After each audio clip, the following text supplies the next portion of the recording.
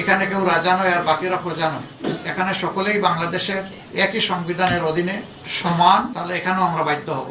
স্ব আসনে যাদের উপরে এই অন্যায় আচরণ করা হয়েছে, যাদের অধিকার জোর করে কেড়ে নেওয়া হয়েছে, আমাদের সিদ্ধান্ত তারা প্রতিকার চাইবে। সুনির্দিষ্ট সময়ের ভিতরে যদি আমরা প্রতিকার পাই তাহলে এক কথা, কিন্তু যদি না পাই তাহলে এখানেও আমরা বাধ্য হব আমাদের পথ ধরতে।